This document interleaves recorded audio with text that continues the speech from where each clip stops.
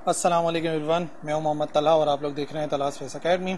आज हम लोग फर्स्ट ईयर फेस के पास्ट पेपर्स को सॉल्व कर रहे हैं और बारी है 2010 के न्यूमेरिकल्स को सॉल्व करने की। क्वेश्चन नंबर 2 का पार्ट 8 चैप्टर नंबर 2 से रिलेटेड हमारे पास एक न्यूमेरिकल था 2010 में। If one of the rectangular components of force 50 Newton is 25 Newton. ठीक है, एक रेक्टेंगुलर कंपोनेंट गिवन है एक फोर्स का और फोर्स जो है वो 50 न्यूटन है। तो एक्चुअल फोर्स 50 न्यूटन थी और उसका एक रेक्टेंगुलर कंपोनेंट जो है वो 25 न्यूटन है। Find the value of the other, तो हमें दूसरे वाले की वैल्यू को फाइंड करना है। एक कंपोनेंट गिवन है, दूसरा फाइंड करना है और टोटल फोर्स हमें गिवन है। वही चीज हम डेटा में मेंशन करेंगे। फोर्स का मैग्नीट्यूड हमें 50 न्यूटन गिवन है और उसका कोई भी एक कंपोनेंट गिवन है जो कि हमें नहीं पता कि एक्स कंपोनेंट है कि वाई कंपोनेंट है, बट ये कि वो एक कंपोनेंट है और वो गिवन है 25 न्यूटन। और हमें सेकंड कंपोनेंट पता करना है जिसको हमने नाम दे दिया F2 का, और जो मालूम था उसको नाम दे दिया F1 का। तो हमें पता है जो फॉर्मूला है मैग्नीट्यूड ऑफ फोर्स, अगर मुझे मालूम करनी है, दो फोर्सेज हैं और दोनों के दरमियान का हमें मैग्नीट्यूड पता करना है और रेक्टेंगुलर कंपोनेंट है ना। देखो ये बात कंफर्म है कि रेक्टेंगुलर कंपोनेंट है, इस वजह से रेक्टेंगुलर कंपोनेंट मेथड वाला ही फॉर्मूला इस्तेमाल करेंगे हम। यानी कि दोनों फोर्सेस के जो फोर्स के जो दोनों कंपोनेंट्स है ना, उनके दरमियान में एंगल 90 डिग्री बन रहा होगा, क्योंकि गिवन है कि रेक्टेंगुलर कंपोनेंट है। दैट्स व्हाई हम ये वाला फॉर्मूला इस्तेमाल कर रहे हैं। तो अच्छा, Fx और Fy बस इस वजह से नहीं लिखा क्योंकि हमें मालूम नहीं है कि कौन सा कंपोनेंट है। X भी हो सकता है, Y भी हो सकता है। दैट्स व्हाई मैंने क्या करा, एक को कर दिया F1 और एक को कर दिया F2। तो F1 का स्क्वायर प्लस F2 का स्क्वायर ऐड करके रूट लेंगे तो ये टोटल फोर्स आएगी। किसी भी एक की जगह पे वैल्यू पुट करनी है तो हमने क्या करा कि F1 की जगह पर हमने पुट कर दिया 25 न्यूटन। तो यहाँ पर आ गया 25 का स्क्वायर, और 25 का स्क्वायर कितना होता है 625। ठीक है, 25 का स्क्वायर करेंगे तो 625 आ जाएगा और F2 का स्क्वायर एज इट इज। और जो फोर्स का मैग्नीट्यूड हमें गिवन था वो कितना था 50 था, तो 50 हमने नोट कर लिया, यहाँ पे 50 आ गया। अब क्या करना है, हमें इसको सॉल्व करना है, सिंप्लीफाई करना है। तो स्क्वायर रूट को पहले खत्म करते हैं, स्क्वायरिंग ऑन बोथ साइड्स करेंगे। तो स्क्वायरिंग ऑन बोथ साइड्स करेंगे तो यहाँ पे 50 का स्क्वायर आ जाएगा और यहाँ पे जब हम स्क्वायरिंग करेंगे तो स्क्वायर से रूट हो जाएगा कैंसिल। यहाँ पे अगर हम फॉर एग्जाम्पल स्क्वायरिंग करेंगे तो स्क्वायर से रूट हो जाएगा कैंसिल।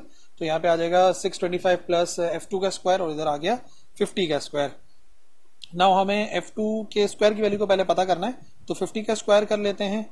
तो ये हो जाएगा कितना 2500 ना, 2500 हो जाएगा 50 का स्क्वायर, और बाकी 625 जो प्लस का था इस तरफ जाके माइनस हो जाएगा 50 का स्क्वायर, यानी कि 2500 के साथ। सो 2500 में से माइनस करा देंगे 625, 2500 माइनस 625, ये बराबर आ जाएगा 1875। बट याद रखिए जो आंसर आया ना, ये आंसर आया है F2 के स्क्वायर का, और हमें स्क्वायर का नहीं, हमें F2 का आंसर चाहिए। तो जैसे कि यहाँ पे हमने किया था, रूट को खत्म करने के लिए स्क्वायर किया था, तो अब स्क्वायर को खत्म करने के लिए दोनों तरफ स्क्वायर रूट लेंगे, taking square root on both sides. तो यहाँ पे जैसे ही स्क्वायर रूट लेंगे तो स्क्वायर से रूट हो जाएगा कैंसिल। तो यहाँ पे आ जाएगा F2, और 1875 का स्क्वायर रूट जब मालूम किया जाएगा तो वो स्क्वायर रूट बराबर आ जाएगा 43.3 न्यूटन के। तो इसका मतलब जो दूसरी फोर्स थी वो थी 43.3 न्यूटन, जो दूसरा कंपोनेंट था वो था 43.3 न्यूटन के बराबर। और इसको आप वेरीफाई भी कर सकते हो, यहाँ पे F2 की जगह पे 43.3 पुट करो, उसका स्क्वायर करो, 25 के स्क्वायर में ऐड करके फिर रूट ले लो फाइनली, तो आंसर आना चाहिए 50, जो कि वेरीफाई हो जाएगा कि जो सेकंड कंपोनेंट था फोर्स का वो 43.3 न्यूटन के बराबर था। क्वेश्चन नंबर 2 का पार्ट 9, ठीक है, ये हमारी बुक का ही न्यूमेरिकल है, चैप्टर नंबर 3 का बुक का ही न्यूमेरिकल है, न्यूमेरिकल नंबर 5। एक हेलीकॉप्टर है, उसका वेट गिवन है 3920 न्यूटन। ठीक है, हेलीकॉप्टर वेट कितना है 3920 न्यूटन। दो पार्ट है। ए पार्ट में लिखा हुआ है calculate the force on it मालूम करनी है, उसके ऊपर जो फोर्स अप्लाई हो रही होगी वो मालूम करनी है। इफ इट इज असेंडिंग, जो कि असेंड कर रहा है, यानी कि ऊपर की तरफ जा रहा है vertically, at a rate of 2 metre per second square, यानी कि ऊपर की तरफ जा रहा है और उसमें एक्सेलरेशन है 2 मीटर पर सेकेंड स्क्वायर का। ये हमारा ए केस था ना, यानी कि हेलीकॉप्टर ऊपर की तरफ जा रहा है वर्टिकली और जो एक्सेलरेशन है वो उसका 2 मीटर पर सेकेंड स्क्वायर है। B part, what will be the force on the helicopter, और क्या होगी बी पार्ट में फोर्स मालूम करनी है। डिफरेंट सिनेरियो है, डिफरेंट केस है। If it is moving up vertically, और अगर वो ऊपर की तरफ मूव कर रहा है vertically with the constant speed 4 metre per second. तो ए पार्ट के अंदर acceleration 2 metre per second square है और दूसरे पार्ट के अंदर एक्सेलरेशन ऑब्वियसली 0 है। कैसे पता चला, क्योंकि स्पीड कांस्टेंट है, 4 मीटर पर सेकेंड हो या 10 मीटर पर सेकेंड हो, जो भी हो एक्सेलरेशन जो है वो 0 ही होगी। तो हमें मालूम करनी है फोर्स दोनों ही केसेस के अंदर, और वेट गिवन है हमें। तो डेटा लिख लेते हैं, वेट 3920, ए पार्ट में एक्सेलरेशन गिवन थी 2 मीटर पर सेकेंड स्क्वायर, और हमें फोर्स मालूम करनी है ऑन द हेलीकॉप्टर, जिसको हमने नाम दे दिया है एफ का। ठीक है, और सेकंड पार्ट के अंदर हमें स्पीड गिवन है, तो speed of helicopter v is equal to 4 metre per second, और हमें फोर्स ऑन हेलीकॉप्टर मालूम करनी है सेकंड केस में। तो नाम मैंने दोनों के दे दिया एफ, एक हो गया ए पार्ट और एक हो गया बी पार्ट। सबसे पहले वेट के जरिए ना मास निकालना पड़ेगा, क्योंकि फोर्स के लिए हमें मास मालूम होना चाहिए। So W is equal to mg होता है, तो m हो जाएगा W अपॉन g के बराबर। तो मास के लिए हम यही फॉर्मूला इस्तेमाल करते हैं। वेट कितना गिवन है? वेट गिवन है 3920, तो 3920 और value of g 9.8। So 3920 divide by 9.8 करोगे आप कैलकुलेटर से, तो आंसर आ जाएगा 400 किलोग्राम्स। इसका मतलब जो हेलीकॉप्टर था उसका मास था 400 किलोग्राम्स। अब मास आ गया है तो निकाल लेते हैं total force on the helicopter. अब एक बात समझने वाली है, देखो जो इंजन, जो हेलीकॉप्टर का इंजन है वो कितनी फोर्स अप्लाई कर रहा होगा, तो याद रखो पहले तो इंजन जो है वो वेट को बैलेंस करेगा, क्योंकि वेट हेलीकॉप्टर को नीचे की तरफ ले जाने की कोशिश कर रहा होगा। तो पहले काम जो कर रहा होगा ना ये हमारा इंजन, वो ये कोशिश कर रहा होगा कि किसी तरीके से उस वेट को बैलेंस कर दे। ठीक है ना, एक काम तो ये होगा। फिर क्या होगा? प्लस एक्सेलरेशन प्रोड्यूसिंग फोर्स, वो एक्स्ट्रा फोर्स अप्लाई करेगा और ये वो फोर्स होगी जिसकी वजह से एक्सेलरेशन प्रोड्यूस होगा। अब मेरी बात समझ जाओ कि इंजन जो है ना दो तरीकों से फोर्सेस अप्लाई कर रहा है, यानी कि 2 टाइम्स फोर्स अप्लाई कर रहा है। एक टाइम जो फोर्स अप्लाई कर रहा है वो कर रहा है वेट को बैलेंस करने के लिए, और जो एक्स्ट्रा फोर्स है दरअसल वही फोर्स होगी जो कि प्रोड्यूस कर रही होगी एक्सेलरेशन, क्योंकि अगर वो सिर्फ उतनी फोर्स अप्लाई करेगा जितना कि वेट है तो बॉडी के अंदर एक्सेलरेशन प्रोड्यूस होगा ही नहीं। ठीक है, तो जो फोर्स अप्लाई करेगा इंजन वो वेट प्लस एक्सेलरेटिंग फोर्स होगी। सो W प्लस ma कर देते हैं। ma का मतलब वो फोर्स जो कि एक्सेलरेशन प्रोड्यूस करेगी, उसमें वेट यानी कि W को ऐड करेंगे तो हमारे पास F का आंसर आ जाएगा, यानी कि फोर्स का आंसर आ जाएगा। सो वेट की वैल्यू 3920 प्लस मास हम लोगों ने कितना कैलकुलेट करा था? मास कैलकुलेट करा था 400, और फिर एक्सेलरेशन पहले पार्ट के अंदर 2 है, तो हम क्या करेंगे? सबसे पहले 400 इंटू 2 करेंगे जो कि 800 आएगा, और फिर 800 में 3920 ऐड करेंगे तो ये हो जाएगा 4720 न्यूटन। यानी कि जब एक्सेलरेशन प्रोड्यूस कर रहा था इंजन तो उस वक्त वो नेट कितनी फोर्स अप्लाई कर रहा था? 4720 न्यूटन के बराबर। ये पहला केस था जब एक्सेलरेशन थी। बी पार्ट में एक्सेलरेशन तो थी नहीं, ठीक है, क्योंकि वेलोसिटी कांस्टेंट है। अब याद रखो वेलोसिटी चाहे जितनी भी हो, अगर वेलोसिटी कांस्टेंट है तो एक्सेलरेशन 0 होगा। तो इस मर्तबा जो इंजन फोर्स अप्लाई करेगा वो करेगा just to balance the weight, क्योंकि एक्सेलरेशन तो प्रोड्यूस करवानी ही नहीं है, तो इंजन उतनी फोर्स अप्लाई करेगा जितना के वेट है। तो फोर्स W के बराबर होगी, और वेट कितना था? वेट था 3920 न्यूटन, जो कि क्वेश्चन के अंदर गिवन है। तो हम क्या करेंगे? F is equal to 3920 newton. ये हो जाएगा हमारे सेकंड पार्ट का आंसर। तो फर्स्ट पार्ट जिसमें एक्सेलरेशन प्रोड्यूस करवानी थी उसमें इंजन फोर्स अप्लाई कर रहा था 4720 न्यूटन, और जब वेलोसिटी कांस्टेंट थी तो वेट के बराबर की फोर्स ही अप्लाई होगी, और वो होगी 3920 न्यूटन। क्वेश्चन नंबर 2 का पार्ट 10 हमारे चैप्टर नंबर 7 से रिलेटेड है, वर्क पावर एनर्जी से रिलेटेड, और बुक का ही न्यूमेरिकल है ये भी। A water pump is needed to lift water. एक वाटर पंप हमें चाहिए जो कि जिसके जरिए हमें पानी को लिफ्ट करना है through a height of 2.5 metres. ठीक है, 2.5 मीटर की बुलंदी तक हमें पानी को ले जाना है, लिफ्ट करना है, at the rate of 500 gram per minute. और हमें किस उससे चाहिए, किस रेट से चाहिए? 500 ग्राम पर मिनट। कितनी क्वांटिटी चाहिए हमें? हमें तकरीबन 500 ग्राम यानी कि आधा किलो पानी चाहिए हर मिनट के अंदर। तो ये रेट होता है, ये फ्लो रेट कहलाता है basically 500 gram per minute. What will be the minimum horse power of the pump be? जो पंप है वो हमें उसकी पावर पता करनी है, but in horse power. Power का ऐसा यूनिट हमें पता है वॉट होता है, बट HP में भी हमें कन्वर्ट करना पड़ता है कभी कभी न्यूमेरिकल के अंदर, जो कि मैंने लेक्चर में आपको समझाया भी था कि 1 HP is equal to 746 watt. तो उसी फैक्टर को इस्तेमाल करके कन्वर्ट कर लेंगे एंड में। हाइट हमें गिवन है 2.5 मीटर, और जो रेट ऑफ फ्लो है, अब ये किसके बराबर होगा रेट ऑफ फ्लो? वो हमें यूनिट से पता चलेगा। इसके यूनिट में लिखा हुआ है ग्राम पर मिनट। अब ग्राम मास को शो करता है तो ऊपर आ जाएगा सिंबल मास का, divide by minute. Minute time को शो करता है, तो इसका मतलब ये जो रेट ऑफ फ्लो है ना ये एक्चुअली बराबर होगा m/t के। ठीक है, हमें कैसे पता चला? हमें यूनिट से पता चला, क्योंकि ग्राम पर मिनट लिखा हुआ है, तो ग्राम की जगह पर जो हम सिंबल इस्तेमाल करते हैं यानी कि वो मास को शो कर रहा है, और मिनट है तो वो टाइम को शो कर रहा है, तो m/t आ जाएगा। और कितना गिवन है वो है 500 ग्राम पर मिनट। अब सिर्फ हमें क्या करना है? हमें इस ग्राम को किलोग्राम में लेके जाना है और मिनट को सेकंड में लेके जाना है। तो क्या करेंगे? 500 को किलोग्राम में कन्वर्ट करने के लिए डिवाइड बाय 1000 करना पड़ेगा। ठीक है भाई, डिवाइड बाय 1000 करना पड़ेगा, क्योंकि हम एक बड़े यूनिट में जा रहे हैं, तो 500 डिवाइड बाय 1000 आ जाएगा। प्लस मिनट से हमें सेकंड में जाना है। अब मिनट से सेकंड में जाने के लिए हमें क्या करना चाहिए, मिनट से सेकंड में जाने के लिए हमें करना चाहिए मल्टीप्लाई, ठीक है ना, क्योंकि सेकंड्स में आंसर जो है वो ज्यादा आता है। बट जाहिर सी बात है ये अपॉन में लिखा हुआ है, तो ये भी हमने अपॉन में लिखा है इंटू 60। जाहिर सी बात है मिनट में जो टाइम होगा, मिनट में जो पानी की मिकदार जाएगी वो ज्यादा जाएगी, सेकंड में कम जाएगी, तो ऑब्वियसली हमें जो फैक्टर आएगा उसको डिवाइड करना पड़ेगा 60 से।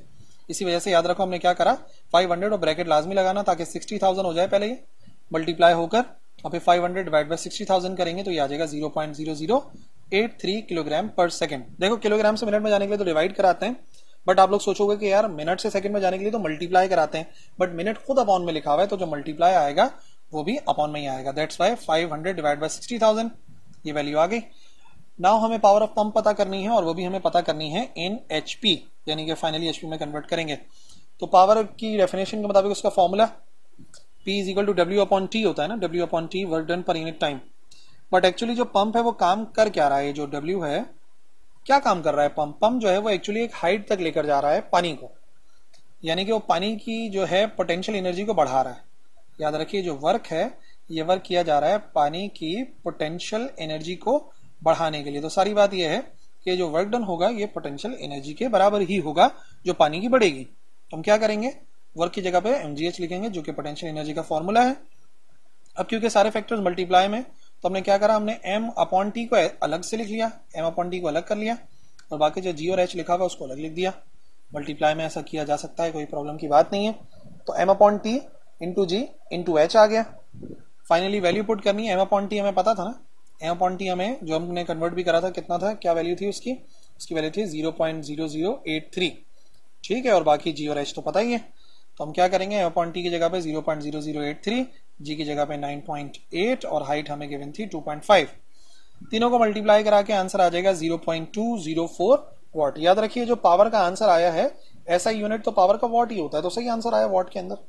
बट क्योंकि क्वेश्चन के अंदर रिक्वायरमेंट थी कि आपको आंसर देना है हॉर्स पावर में, तो उसको हम एचपी में कन्वर्ट करेंगे। और जैसे कि मैंने बताया एक एचपी बराबर होता है 746 वॉट के, एचपी बड़ा यूनिट है तो यकीनन इस वैल्यू को हमें 746 से डिवाइड कराना पड़ेगा। 0.204 डिवाइड बाय 746 तो आंसर आ जाएगा 2.7 एक्सपोनेंट -4 एचपी। बस सीधा सीधा इसको डिवाइड कराना है तो 2.7 एक्सपोनेंट -4 एचपी के बराबर आ जाएगी पावर। तो फिर मेंशन कर देंगे जो कुछ हमें चाहिए था, the minimum horse power required is, हमें चाहिए 2.5 मीटर की बुलंदी तक ले जाने के लिए कितनी मिनिमम हॉर्स पावर हमें चाहिए, तकरीबन 2.7 10⁻⁻⁴ एचपी। क्वेश्चन नंबर 2 का पार्ट 11, ठीक है, ये भी आ चुका है पास्ट पेपर्स के अंदर, हमारी सॉल्व एग्जाम्पल है चैप्टर नंबर 8 से रिलेटेड। एक स्ट्रिंग है जो 2 मीटर लंबी है, ठीक है, उसकी लंबाई गिवन है 2 metre long and mass 0.004 kg, ये उस रस्सी का मास है, याद रखिएगा।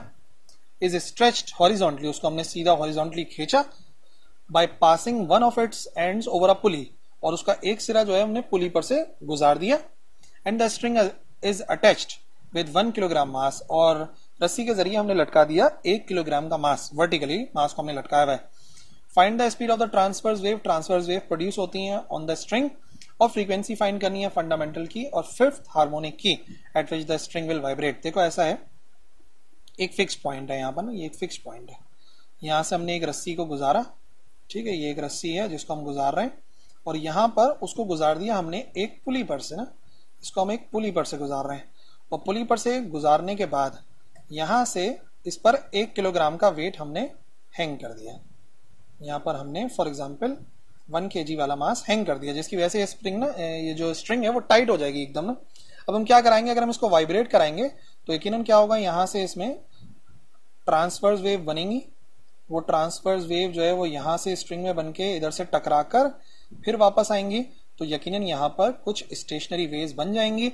और कितनी लंबाई वाली स्ट्रिंग है, लंबाई स्ट्रिंग की है 2 मीटर, और रस्सी का मास हमें पता था और 1 किलोग्राम हमने हैंग किया था, तो स्पीड मालूम करनी है जो ट्रांसवर्स वेव इसमें बनेंगी, और फंडामेंटल और फिफ्थ हार्मोनिक पता करना है। फंडामेंटल यानी कि 1 लूप के लिए, और फिफ्थ हार्मोनिक का मतलब हो गया 5 लूप्स के लिए हमें फ्रीक्वेंसी पता करनी है। तो ये एक्चुअली सोनोमीटर से रिलेटेड एक सॉल्व एग्जाम्पल है चैप्टर नंबर 8 की। लेंथ आ गई, मास स्मॉल m से शो करेंगे मास ऑफ स्ट्रिंग को, न्यूमेरिकल में ऐसे ही है, फॉर्मूले में भी ऐसे ही है, और मास जो हमने अटैच करा था स्ट्रिंग से वो कैपिटल M कर देते हैं ताकि दोनों में फर्क रहे, 1 kg है।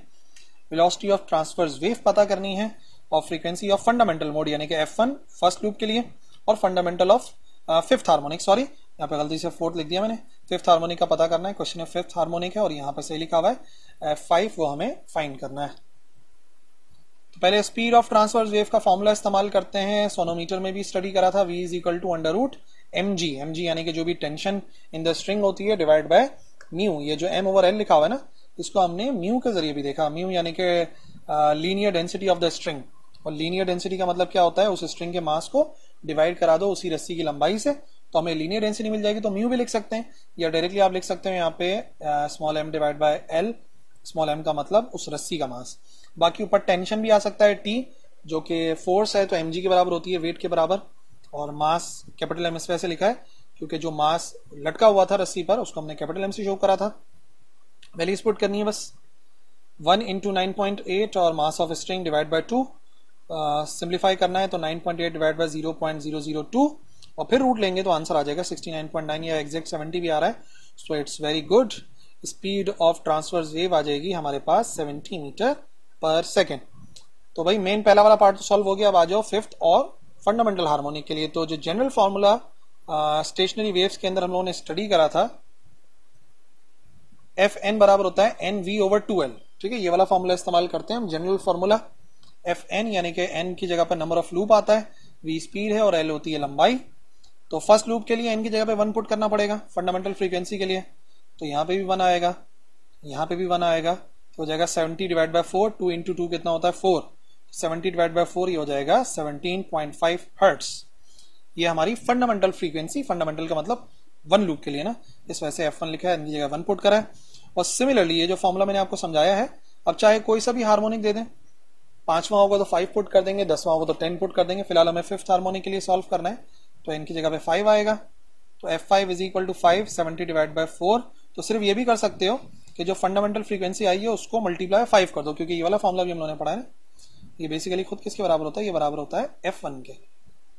तो अगर हमें फंडामेंटल फ्रीक्वेंसी पता है तो हम सिर्फ उसको नंबर ऑफ लूप से मल्टीप्लाई करा दें, अगर 5वें के लिए चाहिए तो 5 से मल्टीप्लाई करा दें, तो 17.5 को 5 से डायरेक्टली मल्टीप्लाई कर सकते हैं या फॉर्मूला ही पुट कर सकते हो, तो आंसर आएगा 87.5 हर्ट्स। ये है frequency of the fifth harmonic यानी कि 5 लूप्स के लिए जो आंसर आया है ना। अब क्या कर लो कि आप आंसर लिख दो, वेलोसिटी ऑफ ट्रांसवर्स वेव कितनी आई 70 मीटर पर सेकेंड, और frequency of the first harmonic आई थी 17.5 और 5वें वाले की जो आई है वो आई है 87.5 हर्ट्ज के बराबर। Question number 12, simple pendulum completes 4 vibration, chapter number 8 का ही न्यूमेरिकल है। एक सिंपल पेंडुलम है वो कंप्लीट कर रहा है 4 वाइब्रेशन 8 सेकंड के अंदर ऑन द सरफेस ऑफ अर्थ, ऐसा वो कर रहा है अर्थ की सरफेस के ऊपर। Find the time period on the surface of moon, moon की सरफेस पे वही टाइम पीरियड पता करना है, where the acceleration due to gravity is 1/6 of the earth. जो वैल्यू ऑफ जी है on the surface of moon वो 1/6 है अर्थ की ग्रेविटी के लिहाज से। तो नंबर ऑफ लूप्स गिवन है, टाइम गिवन है और value of g on the surface of moon given है। तो याद रखो नंबर ऑफ वाइब्रेशन या नंबर ऑफ लूप 4 हैं जो कि वो मुकम्मल कर रहा है सिंपल पेंडुलम कितनी देर में 8 सेकंड के अंदर। और time period of simple pendulum on the surface of moon पता करना है ना, तो टी के साथ सबस्क्रिप्ट में एम लिख देते हैं ताकि पता रहे time period on the surface of moon. और similarly value of g on the moon है ना, तो जी के साथ सबस्क्रिप्ट में हमने एम लिख दिया, तो जी एम बराबर आ जाएगा 1/6 ऑफ जी यानी कि 1/6 times of g. Now formula तो हमें पता है टाइम पीरियड का, बट उससे पहले टाइम पीरियड तो निकाल लो कि अर्थ की सरफेस के ऊपर टाइम पीरियड है कितना।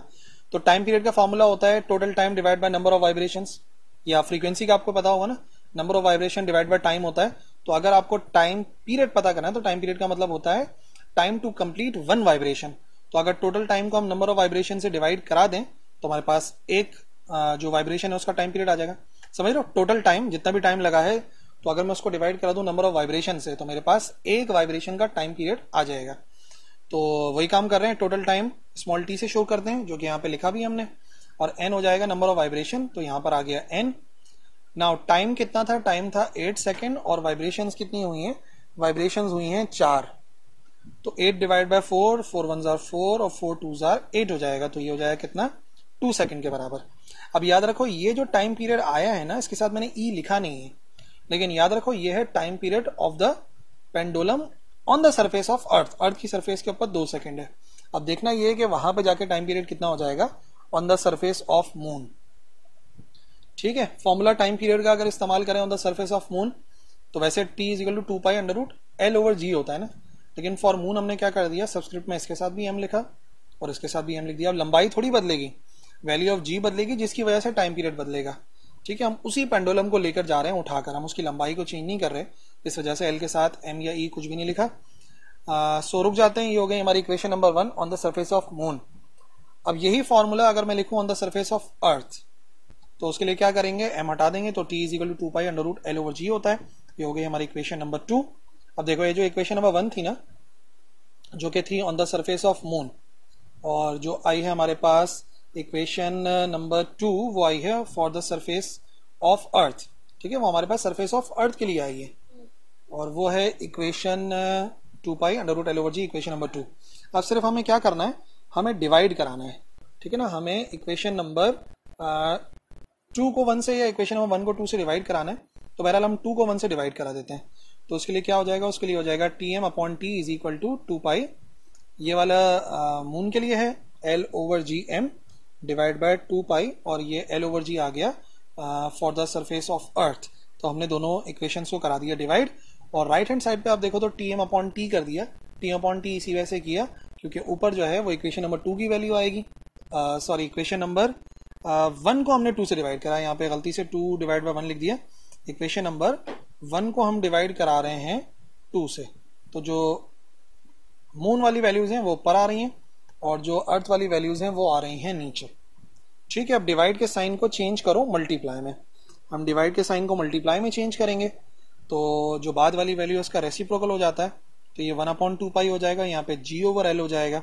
फाइनली जो कैंसिल हो रहा है कैंसिल करते हैं, 2 पाई से 2 पाई कैंसिल, और अगर रूट में देखा जाए तो यहाँ पे l से l कैंसिल हो जाएगा, तो सिर्फ बचेगा क्या हमारे पास बचेगा g ओवर जी एम, और राइट हैंड साइड पे लेफ्ट हैंड साइड पे लिखा हुआ है टी एम अपॉन टी। ठीक है, देख लो आ गया g upon G M. Now सिर्फ हमें वैल्यूज पुट करनी है ताकि हमें टी एम की वैल्यू मिल जाए।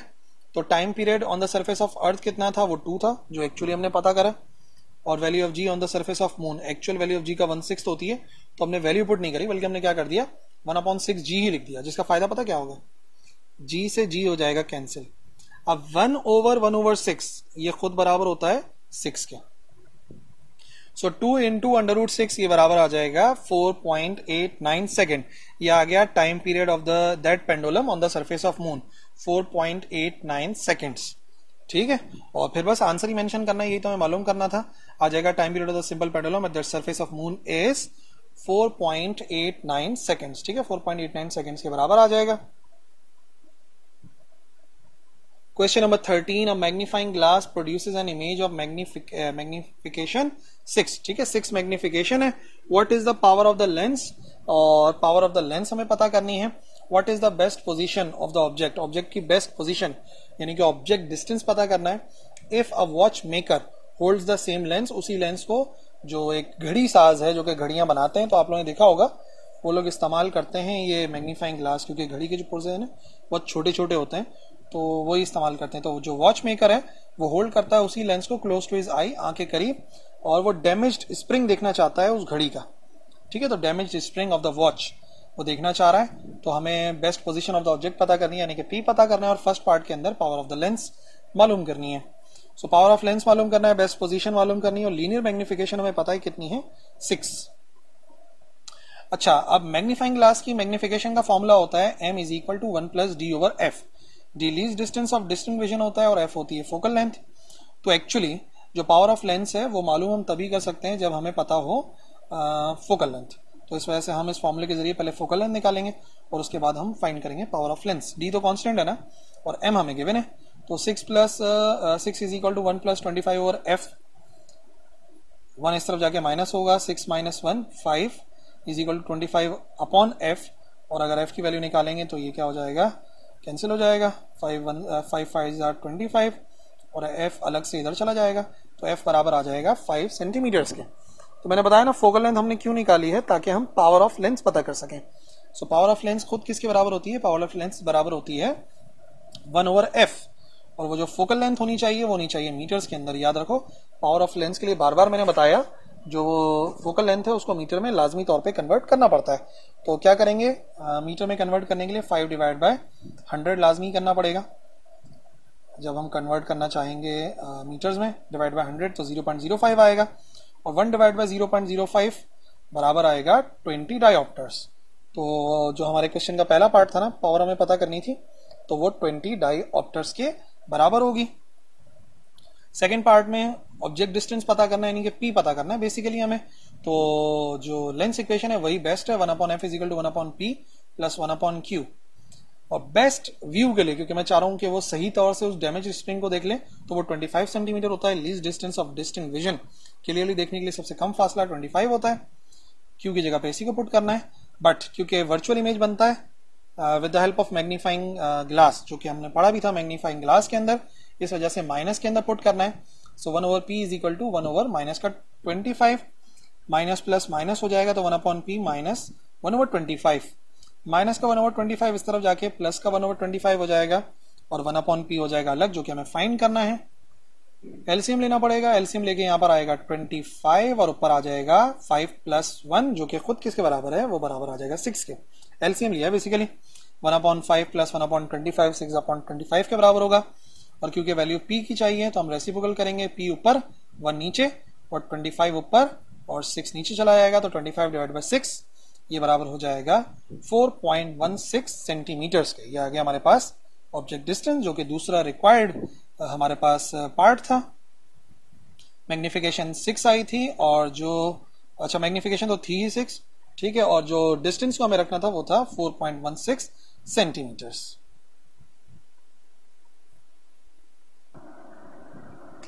क्वेश्चन नंबर 2 का पार्ट 14 चैप्टर नंबर 9 से रिलेटेड है। If the radius of the 14th bright Newton rings is 1 millimetre. Newton ring की बात हो रही है, न्यूमेरिकल पढ़ते ही पहचान जाओ कि न्यूटन रिंग से रिलेटेड न्यूमेरिकल है, और जो उसका 14th ब्राइट रिंग है ना, उसका आपको रेडियस गिवन है 1 millimetre. And the radius of curvature, और गिवन क्या है हमें, radius of curvature of the lens. जो लेंस इस्तेमाल हुआ है, प्लेनो कॉन्वेक्स लेंस जो है, उसकी फोकल उसका रेडियस ऑफ कर्वेचर गिवन है वो है 125 millimetres. And we have to calculate the length wave length of that light. वो जो लाइट इस्तेमाल हुई है उसकी वेव लेंथ हमें फाइंड करनी है। तो डेटा तो खैर बहुत ही आसान सा है। नंबर ऑफ रिंग हमें पता है, 14वें रिंग की बात हो रही है 14 की, तो n इज इक्वल टू 14 लिखा है, ठीक है। और अगर यही आप जो है वो ऑर्डर के लिहाज से लिखना चाहो तो याद रखो कि ऑर्डर एक कम वाला होता है। तो अगर फॉर एग्जांपल इस न्यूमेरिकल को आप लोग ऑर्डर के लिहाज से सॉल्व करना चाहोगे तो आप यहाँ पर नंबर ऑफ रिंग की जगह पे लिखोगे ऑर्डर ऑफ रिंग, और n की जगह पर आएगा m, ठीक है, स्मॉल m आएगा, और फिर वहां पे आप 13 लिख के भी न्यूमेरिकल को सॉल्व कर सकते हो। लेकिन अगर आप लोग फॉर्मूला इस्तेमाल करना चाहते हो ऑर्डर वाला, जबकि मैं जो फॉर्मूला इस्तेमाल करूंगा वो होगा n वाला, यानी कि नंबर ऑफ रिंग वाला। अच्छा, रेडियस ऑफ रिंग जो है वो r से शो करते हैं हम लोग, स्मॉल r से, 1 मिलीमीटर, और मिली का मतलब 10⁻³ तो एज इट इज आ गया। Wavelength of light lambda find करना है हमने, और radius of curvature capital R से शो होता है। 125 मिलीमीटर गिवन है, और डिवाइड बाय 1000 करेंगे। अगर डिवाइड कराएंगे इसको 1000 से ताकि मीटर में आ जाए तो हो जाएगा 0.125 मीटर्स, ठीक है। ये डेटा कंप्लीट हो गया। अब फॉर्मूला देख लो।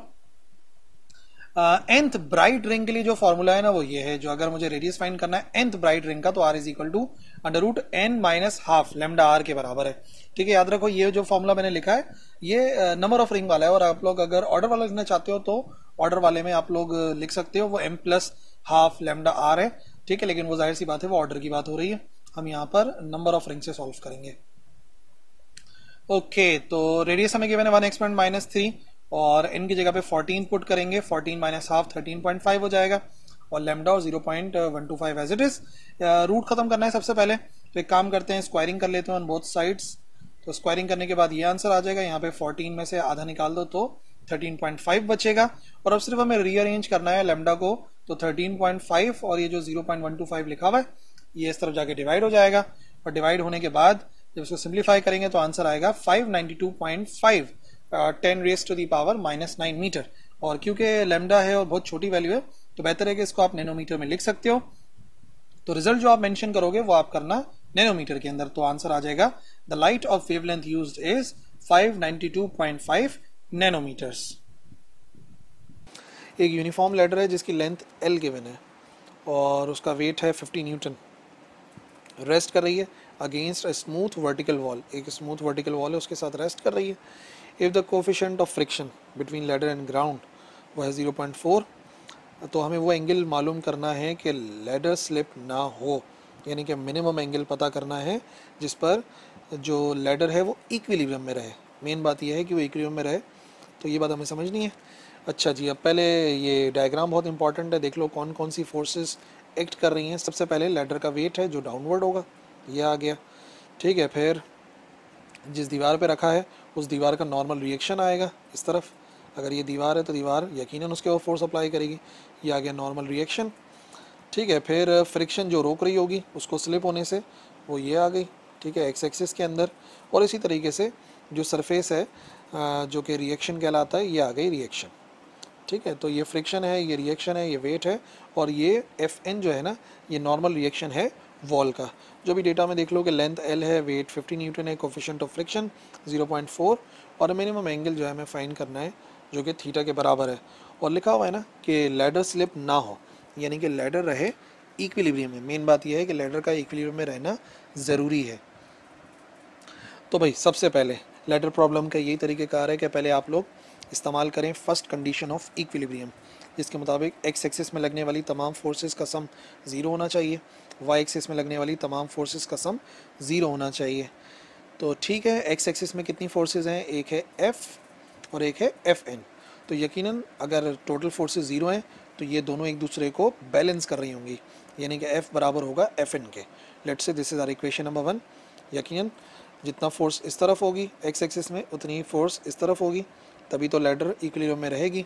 दूसरी बात, अगर वाई एक्सिस में लगने वाली तमाम फोर्सेस सम ज़ीरो होना चाहिए, तो वाई में दो फोर्सेस हैं, एफ आर ऊपर की तरफ लग रही है, वेट नीचे की तरफ, तो ये दोनों भी एक दूसरे को कर रहे होंगे बैलेंस। ये हो गई हमारी इक्वेशन नंबर 2। अब क्या करते हैं, इन दोनों इक्वेशन को डिवाइड कराते हैं, dividing equation number 1 by equation number 2, ताकि एक फार्मूला बने। आइए बताते हैं, एफ ओवर एफ आर आ गया इधर, और इधर आ गया एफ एन अपॉन डब्ल्यू, और ये जो लिखा होता है ना limiting friction divide by normal reaction, ये जो है ना लिमिटिंग फ्रिक्शन और जो रिएक्शन होता है दोनों को डिवाइड कराते हैं, तो ये होता है कोफिशिएंट ऑफ फ्रिक्शन। इसी वजह से जहाँ पे लिखा हुआ है एफ अपॉन एफ आर, वहाँ पे हम लिख सकते हैं कोफिशिएंट ऑफ फ्रिक्शन यानी कि म्यू, और F N upon W as it is. अच्छा, म्यू हमें गिवन था 0.4 आ गया, और वेट भी हमें पता है 50 के बराबर है, इधर जाके मल्टीप्लाई होगा, तो एटलीस्ट हमारे पास एफ एन का आंसर आ गया है 20 न्यूटन के बराबर। नाउ आगे बढ़ते हैं, सेकंड कंडीशन ऑफ इक्विलिब्रियम को अप्लाई करना है, जिसके मुताबिक टोटल टॉर्क जो है वो किसी बॉडी के ऊपर लगने वाला ज़ीरो होना चाहिए।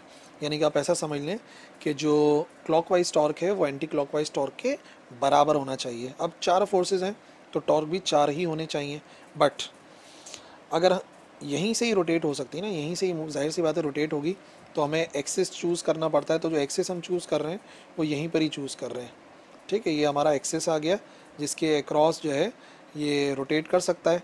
तो क्योंकि स्मॉल एफ और ये एफ आर बिल्कुल एक्सिस पर ही एक्ट कर रही हैं, तो वो फोर्सेस जो एक्सिस पर एक्ट करती हैं वो तो टॉर्क प्रोड्यूस करती ही नहीं है, ठीक है ना। तो इस वजह से इन दोनों को तो हम देखेंगे ही नहीं, इनका टॉर्क हो जाएगा ज़ीरो।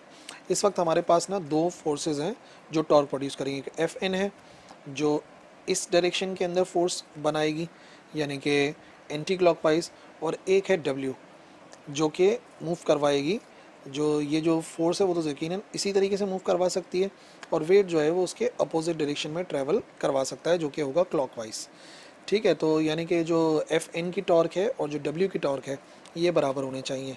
अच्छा, तो सबसे पहले अच्छा टॉर्क की डेफिनेशन भी देख आपको पता होगी ना, फोर्स इनटू मोमेंटम, मोमेंटम का मतलब फिक्स्ड पॉइंट यानी कि एक्सिस से फासला।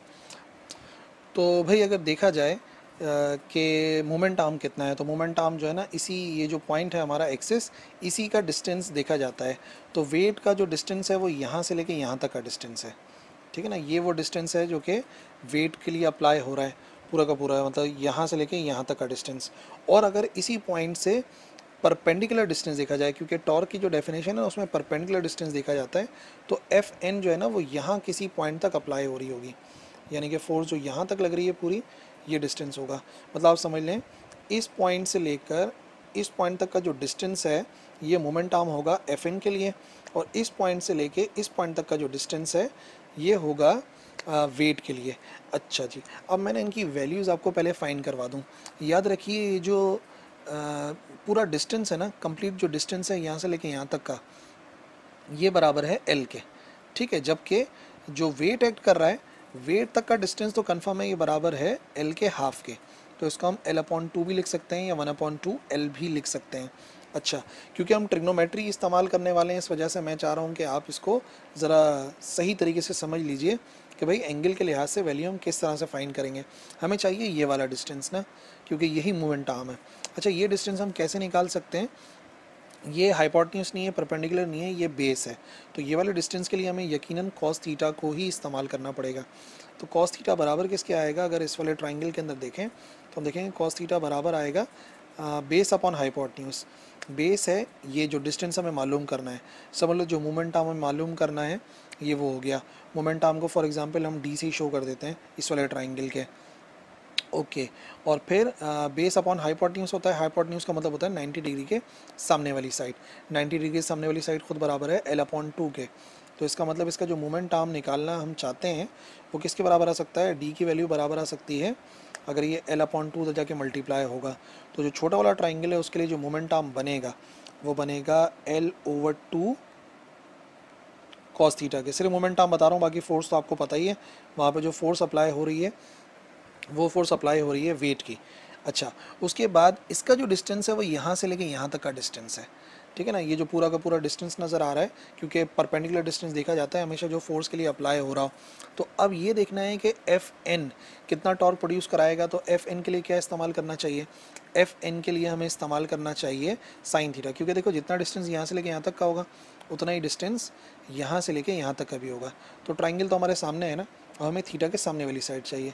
थीटा के सामने वाली साइड के लिए हम इस्तेमाल करते हैं साइन थीटा, ठीक है। तो अभी हम इस्तेमाल करेंगे साइन थीटा को।